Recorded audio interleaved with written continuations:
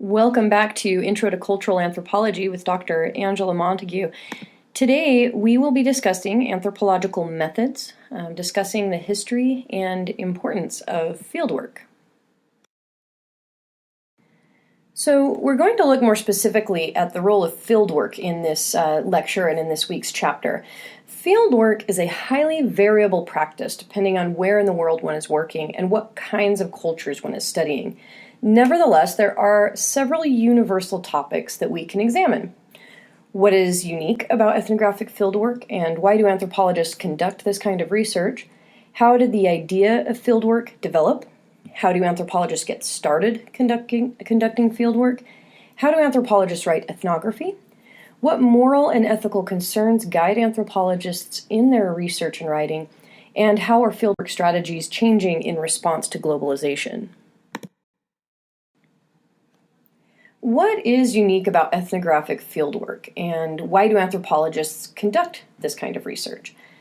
Ethnographic fieldwork is a research method that really is unique to anthropology. You will find now that those in education studies and in journalism often incorporate this method, but it is very unique to anthropology. Other disciplines have their own sources of information.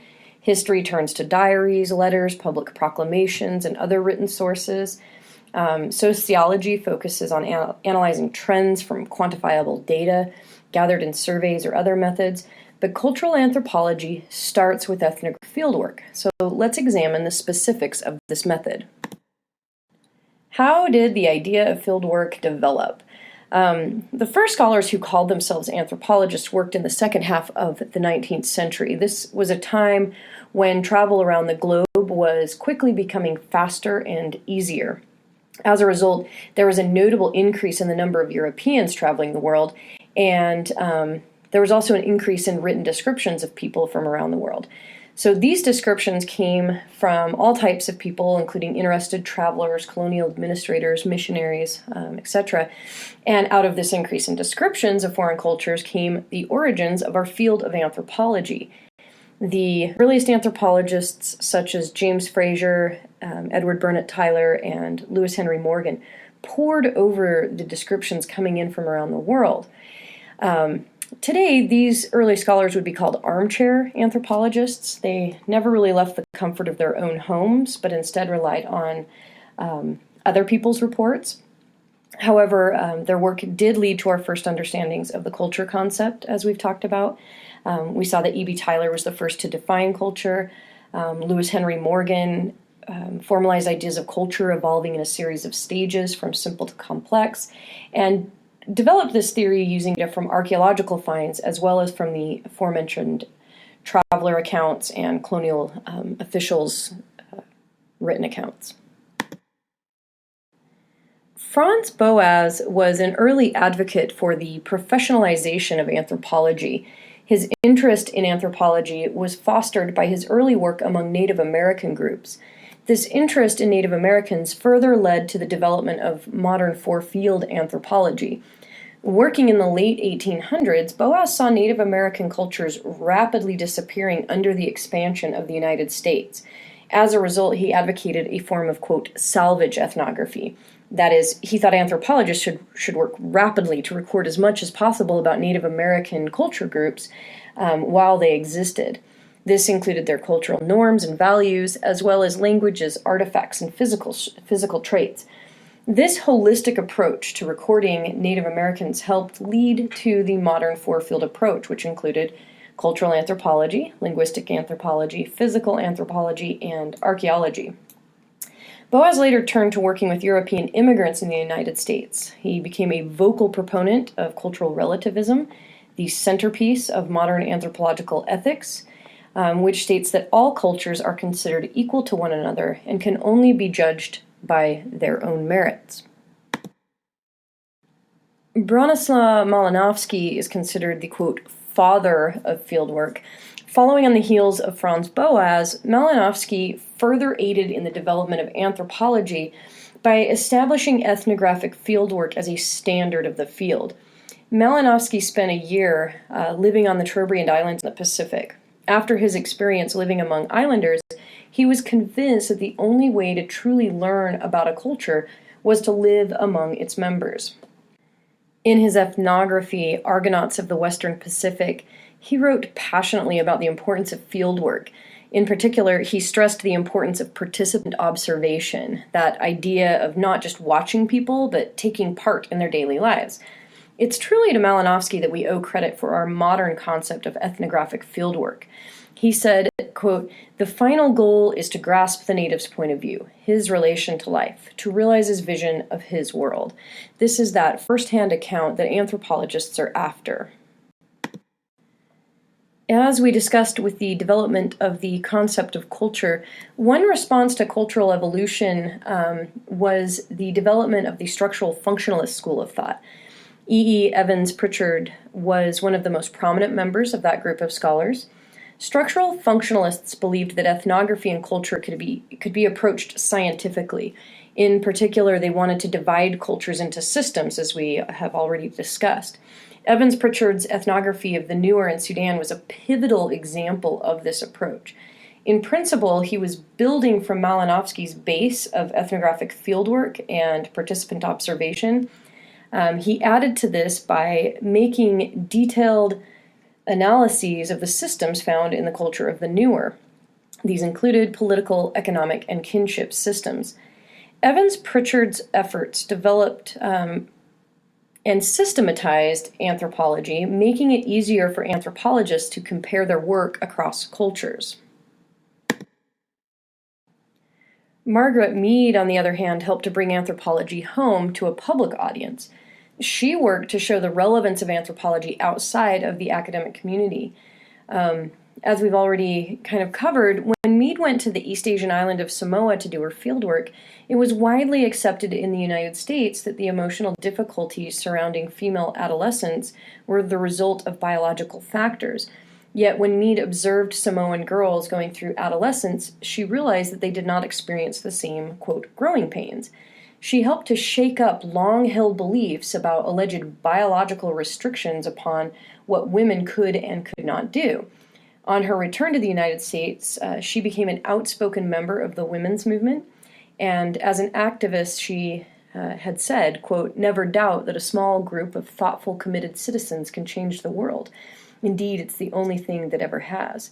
Thus, Mead's work as an anthropologist directly affected her life within her own culture, as well as those outside of the academy. So, how do anthropologists get started conducting fieldwork? Before any type of fieldwork can be carried out, there are basic steps of preparation. Usually starts with a preliminary literature review. Before you can study a culture, it is vital to read up as much as possible about the region and any previous work done there. This background research will aid in your future studies. Prior research may save you the effort of repeating a study that has already been done, and in short, it's just good to be well informed. Fieldwork also requires funding. Ethnographic fieldwork may not cost as much as a medical lab, but nevertheless, anthropologists are constantly on the lookout for funding. Trips to field sites can be costly, especially if they're very far away or remote. Grant applications are a regular part of preparing for fieldwork. Finally, anthropologists must receive permission to carry out their work. The most important permission must come from the community of study. When one plans a year-long period of research within a community, it is not advisable to show up unannounced. Many preliminary trips are often required to choose a site study and receive appropriate permission. Depending on where in the world one is working, an anthropologist may also find it necessary to apply for permissions from local and federal governments. Once one enters the field, there are a variety of strategies that can be employed while conducting fieldwork. The best strategies are going to vary depending on context. Many anthropologists take as their goal to create, quote, thick description, as advocated by Clifford Geertz. Thick description refers to a detailed description which, quote, affords deeper insights into the underlying meaning of words and actions, end quote. Anthropologists are not looking for the surface appearance, but for that deeper meaning. Let's look at different strategies and concerns toward finding this deeper meaning. One is to understand what kinds of data we are working with. There are two principal types of data in any study: quantitative and qualitative. It's important to understand the distinction to understand what kind of analysis we can do with our data. Quantitative data is based on numbers, anything that can be quantified. Number of people, number of transactions, number of times someone interacted with a village elder, etc. Qualitative data represent information that cannot be counted, such as life histories, personal stories, or religious doctrines. Quantitative data is great for understanding how large a family or community is, analyzing economic transactions, or how long certain events last. To understand why a certain family size is preferred or why one trades only with a certain group of people, qualitative data becomes necessary. Quantitative data is the hard backbone. It helps with certain aspects, but qualitative data helps provide that thick description to which Geertz referred. One of the main strategies of information gathering for an anthropologist is through interviews. Interviews can range from informal to formal. In fact, informal interviews while participating in community activities may be one of the best ways to uncover nuanced information. Formal interviews, however, also have their place. As an anthropologist builds rapport, i.e. trust, within a community, they often develop key informants or key consultants. That is, certain people who are most willing to talk with the anthropologist. These people may be more knowledgeable about the community and culture, and they often become primary sources of information for an anthropologist. But of course, we don't only talk to one person. Formal interviews are scheduled to discuss all manner of information about the culture, and anthropologists may also rely on more general strategies such as surveys and secondhand reports, depending on circumstances. Network analyses are also a key strategy for understanding a culture. These are, they come in two main forms, either social networks or kinship networks. Kinship networks primarily involve charting out a genealogy and then monitoring what forms of interaction occur within that network of kinship. In some cultures, cross-cousin marriage is considered to be the preferred form of marriage partners.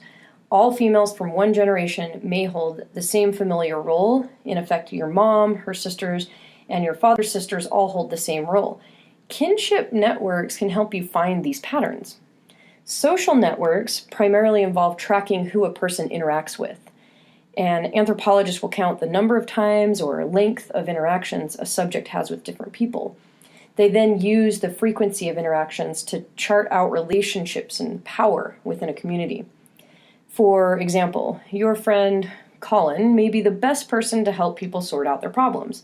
While he has no official title or status in the community, many people come to him and seek his advice. Over time, with or without a title, these interactions add up and Colin's influence increases. Social network analyses are used to uncover these patterns. Depending on the type of study, anthropologists may employ many other strategies, but these examples cover many of the basics. Another important strategy is to keep field notes of all that you encounter. When I was in the field, for instance, I always had a small book with me, and as soon after an interesting encounter, I would record my observations. I also recorded interview answers and later typed them up so that they were always recorded when they were fresh in my mind. Once an anthropologist has established rapport in their field site, one of the first tasks is map making. For an anthropologist, however, map making is a cultural process, not simply a matter of surveying buildings and roads. Anthropologists make maps of the built environment. That is, the environment that human beings construct around them, everything from their homes to their fields or hunting grounds. To make a cultural map of the built environment, an anthropologist will start by drawing a basic physical map. However, they will then add in cultural details. Who visits what buildings or places? What kind of activities take place in these places? All of these little details can add up to a better understanding of a culture.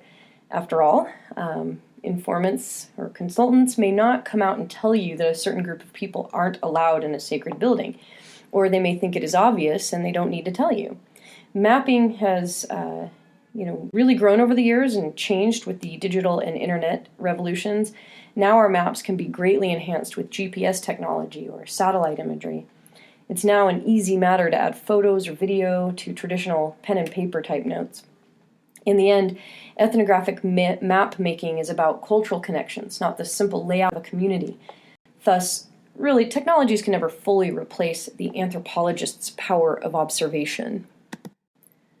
Preparation and strategies of research are very important, but there are also certain skills and perspectives that an anthropologist must have to be a good ethnographer. Quite simply, not all of us could do what Nancy Shepard Hughes did when she went to live in an impoverished Brazilian shanty town, as discussed at the beginning of your chapter 3. The conditions of fieldwork are often very trying, both emotionally and physically. First and foremost, a good ethnographer must have a commitment to the core ideal of cultural relativism. It took an amazing force of will for Shepard Hughes to understand why women in her community of study did not always work to save the lives of their children. Her patience and determination helps us to understand a key issue in Brazilian culture, as well as of the overall human psyche when faced with trauma. But many people would be uncomfortable, if not outright unable, to face these tragedies up close again and again. Until you reach your field site, you never know how your conscience might be tried. Thus, it's imperative that we hold up cultural relativism as a central idea of the field, in the field, as well as in the field of anthropology.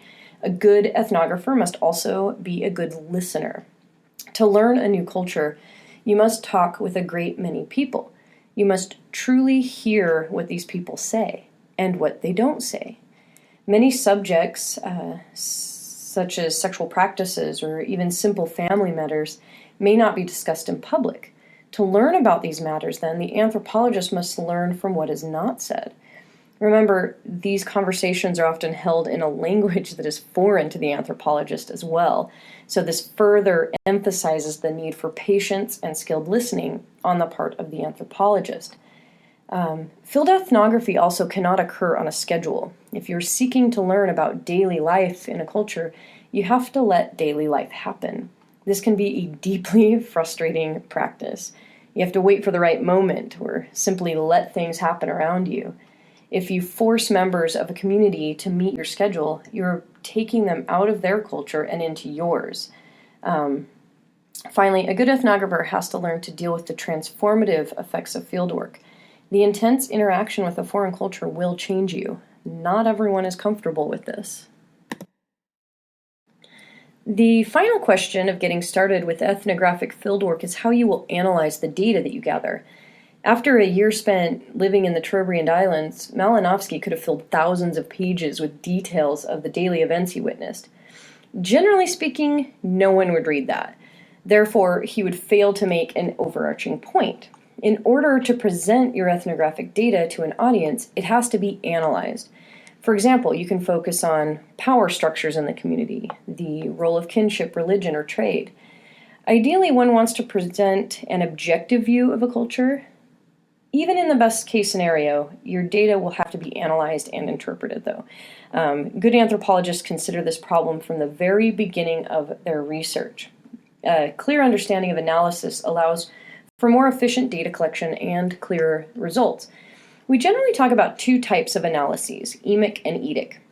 An emic approach investigates how local people think and how they understand their world. An etic approach involves a description of local behavior and beliefs from the anthropologist's perspective in a way that allows us to compare certain aspects across cultures. Ethnology is the analysis and comparison of these data across cultures. This process enables us to better see what is unique to a particular community and how it contributes to identifying larger patterns of cultural belief and practices. An example of emic approaches would be your description of a practice such as brushing teeth. An etic approach would lump this in with other cultural practices of hygiene. You could think of the funny description in the Nasarema article that made the act of brushing teeth seem unfamiliar. How do anthropologists write ethnography? After a year or more of research, the anthropologist is faced with the task of writing an ethnography. Traditionally, ethnographies have been published in book form. Increasingly, anthropologists are presenting their experiences in shorter articles and also in video form. Regardless of the medium, there are many features of good ethnographic writing that we can strive toward. Polyvocality is a good example. Modern anthropology strives to embrace polyvocality, which literally means multiple voices. Early ethnographies were primarily monovocal, focusing on the voice of the anthropologist as the expert on all things. As the discipline has grown and matured, most anthropologists realize that they are not exclusive experts on a culture. There is usually more than one perspective on any topic. As a result, anthropologists now try to incorporate multiple voices into their ethnography, their own voice as well as the voices of their informants. This can be done through direct quotes or even involving informants in the research design process. Reflexivity is another aspect of writing anthropology or ethnographies. Anthropologists often strive to incorporate reflexivity into their writing through self-reflections and presentations of personal perspectives. An anthropologist can make the reader aware of possible biases in their interpretation or of items that may be missing from their experience. So reflexivity is all about self-analysis, focusing on how the anthropologist may be affecting their research. And all of these kind of relate to ethnographic authority. With the increased emphasis on reflexivity, anthropologists are concerned about ethnographic authority. The general concept here is whether or not the anthropologist is qualified to be an authority on the subject at hand. As a result of this concern, many anthropologists include information about their research process in their ethnography. A thorough and well-crafted program of research can help lend an air of authority to the author's ethnography. But in the end, we must remember that we are but one voice on any subject. A great example of this is Marjorie Shostak's ethnography, Nisa, The Life and Words of a Kung Woman. What she does in this ethnography, she goes back and forth between her voice and Nisa's voice, who is a Kung woman of the Kalahari Desert. And it really helps bring in that polyvocality. Shostak also talks about her own experiences going to the field and being in the field, reflecting on her personal experience. And we see this becoming more prominent in the field, and I think it does add to the legitimacy of ethnographic work. What moral and ethical concerns guide anthropologists in their research and writing? Due to the nature of anthropology and working with people, ethics and morals are a primary concern in the discipline. While there are many important issues that can be discussed, three primary topics rise to the surface. One, do no harm. So first among these concerns is to do no harm. Anthropologists should have as their foremost concern to not put their subjects of study in any form of danger. Our interest is in studying and learning about these cultures, not putting them at risk. This issue has been most heavily illuminated by anthropology's contentious relationship with military operations. As early as World War I and as recently as the U.S.-led invasions of Iraq and Afghanistan, military leaders employed or consulted with anthropologists. The military is generally interested in knowing and understanding local populations for strategic reasons. Anthropologists are well suited to meet this need. However, by aiding the military, some feel that these anthropologists are putting the people they study at risk. Some argue that this is, quote, weaponizing of anthropology. In effect, making use of anthropological knowledge for strategic or military gain is a grave breach of anthropological ethics. And yet, some are willing to participate in these projects. We also need to obtain informed consent. Another prominent ethical topic in anthropology is the importance of informed consent. It's imperative that our subjects of research agree to participate and also know that they are participating. An anthropologist cannot carry out participant observation if the participants do not understand why the anthropologist is there. The results would simply not be the same if anthropologists had to lie about why they were present. Informed consent, however, can be difficult. When one studies a foreign culture, it is not always easy to explain why you have left home to live in this community. And this actually makes informed consent all the more important. Finally, anthropologists take great lengths to ensure anonymity, particularly given the reality of increased globalization. Thus, that it is likely that the anthropologist's work may be available for the community of study to read the account of their community. So anonymity is of great importance. Informants could be greatly impacted if their local community viewed the information they provided in a negative light. In order to achieve anonymity, anthropologists often change the names of people and places while at the same time striving to retain authentic details. This is a delicate balancing act, but one that is nonetheless extremely important.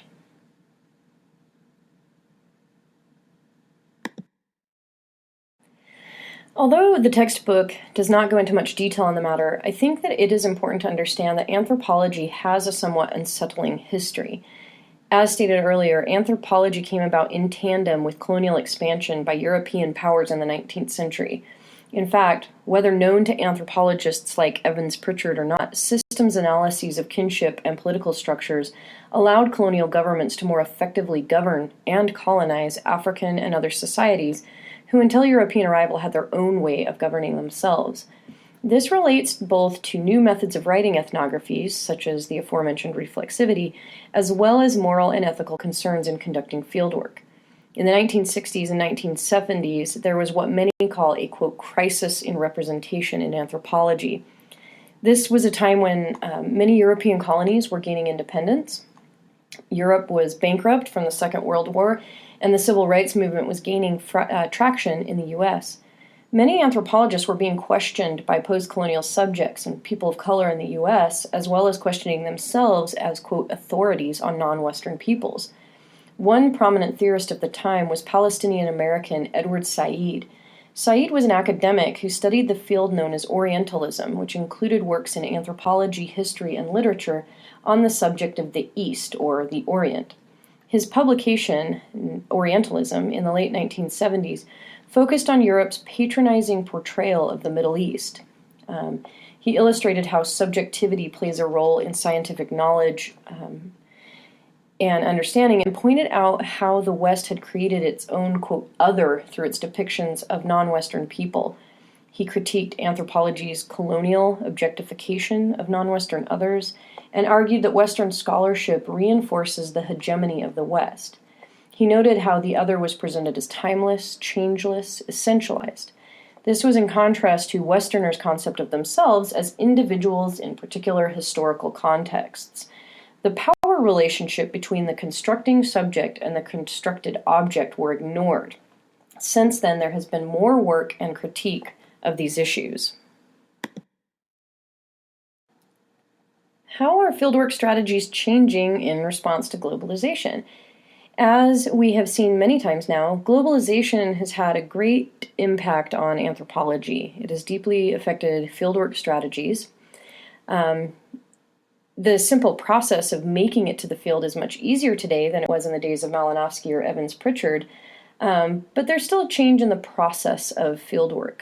Quite simply, our colleagues can now go and visit their sites of study over the course of, say, winter break. Previously, such visits would have required a 6-month leave of absence.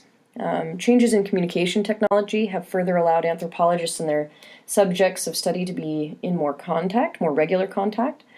Many people around the globe now have access to internet-based means of communication. This can allow the dialogue between ethnographer and subject to continue long after the end of official fieldwork. There's also changes in content. Increased globalization means that the communities anthropologists study are more closely connected to the rest of the world than ever before. This has to be taken into account when conducting research and considering topics of study. These changes are extremely well illustrated by Shepard Hughes' research in Brazil. She began her studies in Brazil focusing on infant mortality. Today, she focuses on the illegal practice of organ harvesting for international trade. The mere fact that an organ could be taken from someone and transported to another country in time for a surgical transplant speaks volumes to the way the world has shrunk.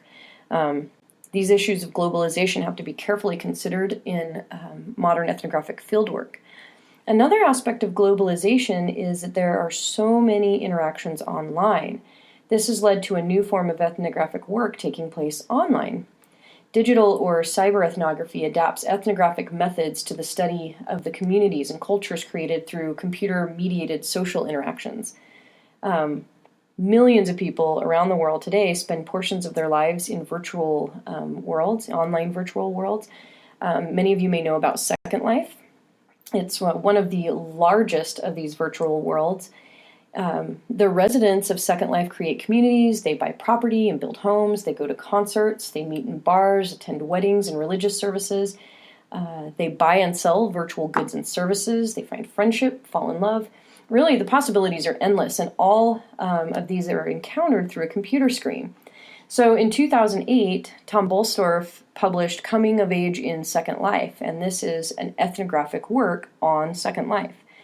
At the time, it was the first book of anthropology to examine this thriving alternative universe, or alternate universe.